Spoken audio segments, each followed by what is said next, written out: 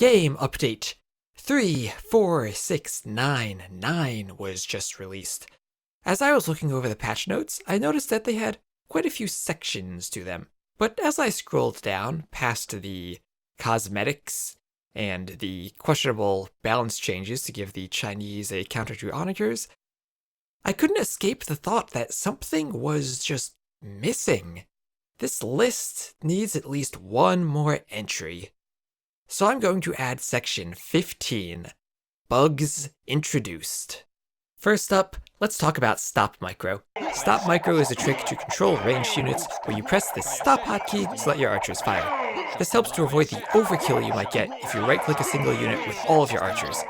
Older players such as Dao often have trouble keeping up with younger players like Leary, so naturally the developers must have wanted to even out the playing field, and they did this by making sure the Stop hotkey no longer works.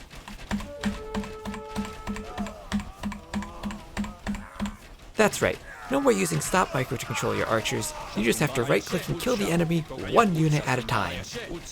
Next is an attempted fix to a very subtle bug. Normally, it takes 2 petards to destroy a gate, but if the petards walk into the sides of the gate instead of the front, then they end up doing 0 damage. Gates are rather complex, being implemented as something known as an Annex Building. For a really quick explanation, Annex Buildings simply consist of multiple buildings linked together. The petards that hit the side buildings of the gate don't damage the core gate itself. So to fix this bug, the behavior of Annex Buildings was changed. Previously, damage to the Annex units would not affect the main unit, but it seems like that damage now does affect the main unit, which is a problem because the old damage still applies.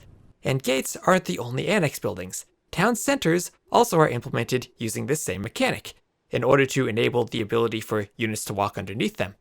But that means town centers also take increased damage. Mangonels now do almost twice as much damage to TCs, with an increase from 175 damage per shot to around 300, and it takes only 3 petards to kill a TC, rather than 5. But why stop with turning town centers into paper? What this patch really needs is a galaxy brain idea. But where, oh where, could we possibly look for such divine inspiration? What version of Age of Empires 2 could be so utter and true in its brokenness that it could serve as our guiding light? Oh, the HD edition, of course! Around the time the Rise of the Rajas expansion was released, there were horrible problems with pathfinding where units walked through walls. So, that's our final bug. Units now frequently walk through walls and other objects.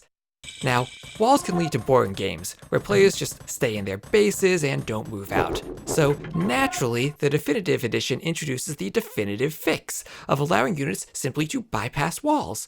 This much-needed change finally has been brought over from the HD Edition, where it, for some reason, eventually was treated as a bug and patched. I wonder why. On a serious note, I honestly have no idea how these bugs make it into an update.